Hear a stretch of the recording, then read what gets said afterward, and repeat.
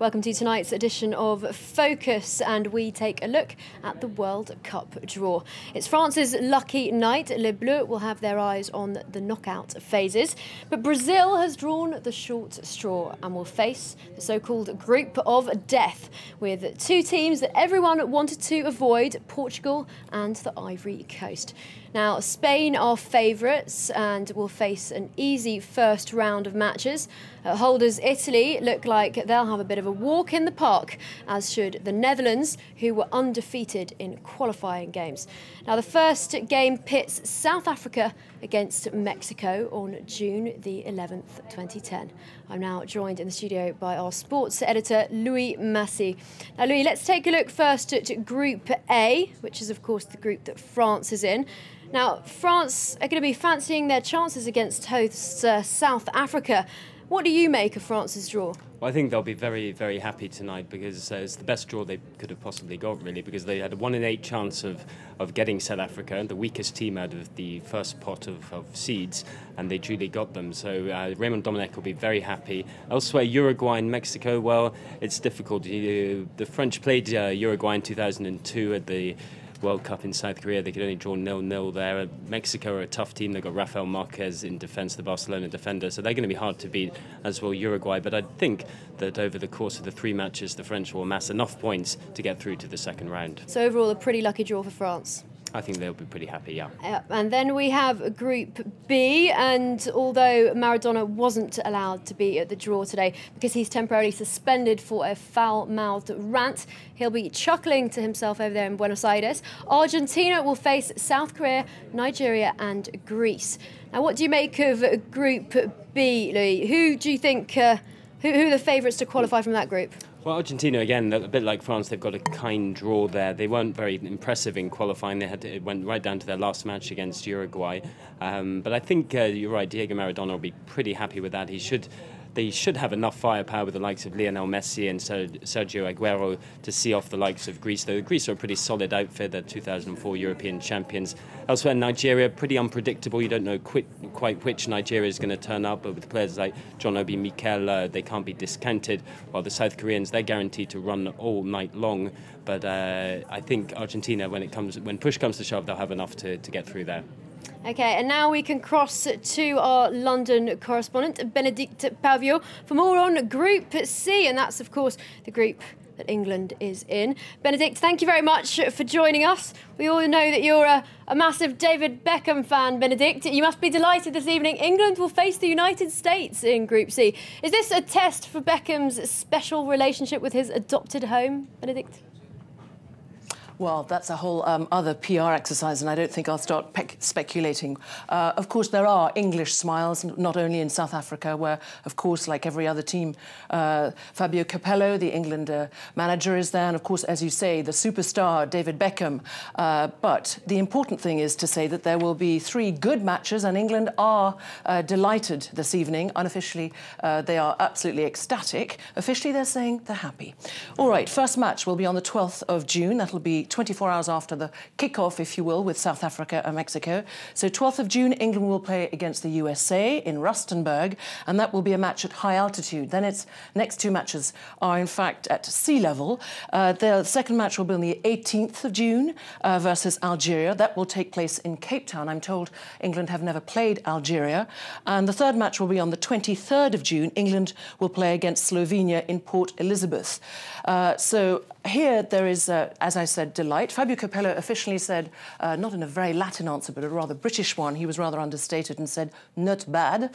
That's my attempt at an Italian accent, rather French, I'm afraid. Anyway, what is also interesting is, really, the feeling here is they don't want to be complacent. Although they're happy, Fabio Capello added that every game is not easy in a World Cup, and that's, of course, true. Lots of things can happen. Great respect for Fabio Capello, this English manager, amongst the team, so that bodes well for the English team. The bookies are delighted. They are giving Spain, I have to say, not very patriotically here, the English bookies are saying that the Spain are the favourite for this World Cup, but the hype has begun here.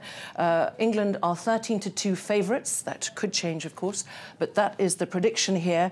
And they're saying that this is really, in years, over 40 years, the best chance for England in a World Cup because, indeed, of this draw. One sour note, I should tell you, a few days ago is that Fabio Capello is not happy. What is he not happy about? He's not happy about the training grounds that have been laid on by South Africa. He's saying that they're not good enough.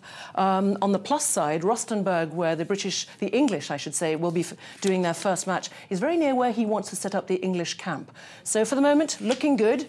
Let's see. The hype has indeed begun, and as they say here, England expects.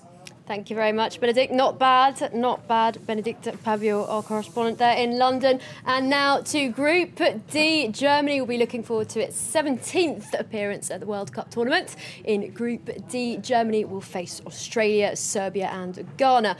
And now I'm joined by Abby Darcy-Hughes over the phone from Berlin. Abby, have we got you on the line? Hello, yes. What's the reaction over there in Berlin then? Well, it's become a bit of a myth that Germany does pretty well out of the World Cup draw, and this year really hasn't proved any different. Germany, as you said, is up against Australia and Ghana and Serbia, and the first reactions have been pretty confident. The president of the Football Association said he was happy, although he said there were no guarantees. And the German coach, Joachim Löw, said he was a little more cautious. He said this is going to be a tricky group. Now, looking at the games, first up is Australia. Now, they are ranked 21 in the world, and that's definitely a winnable game for Germany, but at the same time, they're not to be underestimated. In the last World Cup in 2006, Australia was only narrowly beaten by Italy, who then went on to win the World Cup. Against Ghana, well, they're definitely one of the stronger African teams, but at the same time, I doubt Germany's going to get any sleepless nights over that match. And finally, against Serbia, now Joachim Löw, the German trainer, has said he has a lot of respect for the Serbian team. They don't have a lot of experience at this level, but at the same time, they had a very strong performance in the qualifying round, even coming above France in their group. So that's going to be a team to reckon with. But at the same time, Germany is very confident. They're ranked 6th in the world, and they think they're surefire contenders for the trophy. And their manager, Oliver Bierhoff, said on the back of their success in the last World Cup, where they came 3rd when it was held here in Germany, he's expecting, plain and simple, that they should win. Thank you very much, Abby Darcy-Hughes there. And in the second half of the draw, the Netherlands, who didn't drop a single point during the qualifiers, will take on Japan, Cameroon and Denmark. Cameroon may be the ones to watch out for there. And moving on to Group F. And the champions of the world, Italia, have an easy-looking run to the second round. Our Rome correspondent, Alexi Masciarelli, joins us now. Alexi, can Italy win again? What are the Romans saying? Well, the tifosi, the Italian fans, certainly hope to repeat the scenes that we've seen here back in 2006, with huge crowds invading the streets of Rome, waving the green and white and red Italian flag to celebrate their win in the last World Cup. They're already looking past this first round, really. New Zealand, Paraguay and Slovakia. This is probably the easiest draw they could have dreamt of.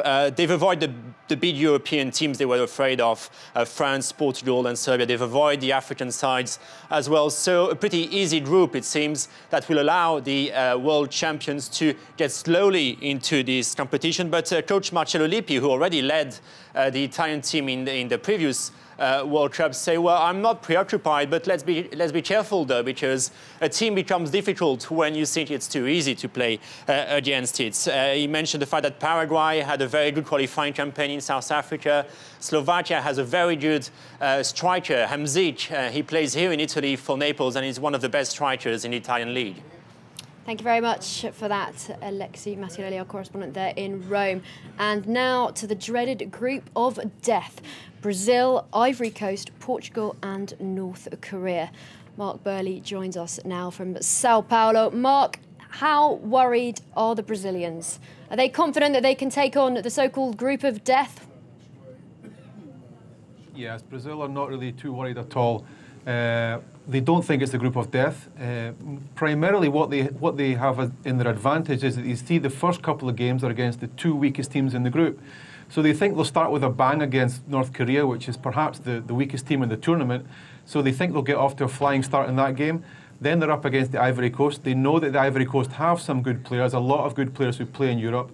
They'll be more experienced this time because of the last World Cup, but they still think that they'll get past the Ivory Coast, and that will take them to their final game. And they think that even though Portugal is a good team, even though they have the history of the old colonial power against the colony, they think that they will have already qualified by that point and that they'll sail into the next round. Great, thanks for that update from Brazil. And now, favourites Spain won't have too much of a problem exchanging niceties with their opponents Honduras and Chile, whilst Switzerland may be feeling a little bit cold-blooded and left out in that Latino group. And then finally, that's it. Well, that's it for the groups. Now to our correspondent in South Africa, Heidi Fitzpatrick. Heidi, this is the first time that a World Cup tournament has been held in Africa. What does this mean for the continent? What a night this has been for South Africa, for Africa. But I think it is the picking of the opponents in the opening match for South Africa that was really the highlight of the final draw tonight. Of course, as you know, South Africa learning that they're going to go up against Mexico at Soccer Stadium next year in Johannesburg on the 11th of June. And of course, the South Africans had hoped they would avoid Mexico. That's not going to be the case. Of course, there was more disappointment when South Africa found out they would have to go up against two-time world champions Uruguay, and then of course the worst case scenario, France. So I would say the mood amongst many die-hard South African supporters is really one of nervous excitement. But for the most part, South Africans are saying, look, we're not just fans of our side or of perhaps England or Germany, we really are fans of the beautiful game. And so tonight 31,000 people are out on the streets here of Cape Town celebrating. They say they're celebrating the fact that this was a successful final draw. They're celebrating that South Africa will be the first African country to host the World Cup, and they say they're not really losing any sleep over the fact that South Africa might not win this World Cup. So I say this party is certainly still going to go on well into the night. Many soccer fans out on the streets telling us that it's game on and that the World Cup for them has already begun. Thank you very much, Heidi Fitzpatrick there. And now we can go back for more on the Spanish reaction to our correspondent Sarah Morris, who's in Madrid. Sarah, what are the Spaniards saying? Well, they think they've had a lucky draw here. There was quite a nice image tonight, a press conference at the Real Madrid stadium, Bernabeu Stadium, which of course has many players that are going to play in teams all over the world, including Kaká, who of course is playing for Brazil in the group of death, or the killer group. And of course, the image for Spain was very different. Iker Casillas was there saying, yes, we've been lucky. But of course, the Spaniards know that if they win their group, as they're hoping to, and it looks as if they can easily take on those other teams, they will have to go through to play either Brazil or Portugal if the favourites turn out that one of them wins. And that, of course, they're not easy rivals. So, of course, today the headlines and all the mood was that balance. Lucky first draw, easy group, but killer second round. Thank you very much for joining us, Sarah Morris. Now we've just got time for a bit more analysis from you, Louis. Who's done the best out of this draw? I think Alexis made the point that Italy have been very fortunate. They've missed out on all the big guns. They've got New Zealand, who haven't been in a World Cup since 1982. They've got Paraguay, who are not a bad team, that's for sure. But I think Slovakia, they're appearing in their first ever World Cup. So I think Italy and Paraguay go through from that group. The French have been fortunate as well. I mentioned at the top of the show that they had a 1 in 8 chance of getting South Africa, and they got South Africa, thereby avoiding all the big guns. So the French and the Italians will be pretty happy. Spain as well, but then they've got a tricky second round coming up against one of Brazil, Côte d'Ivoire or Portugal. So Italy's going to win? Well, it's too early to say, but my money's still on Spain though, Jess. Great. My money's still on Spain. Well, that's all we've got time for this evening's edition of Focus. Do stay tuned to France 24.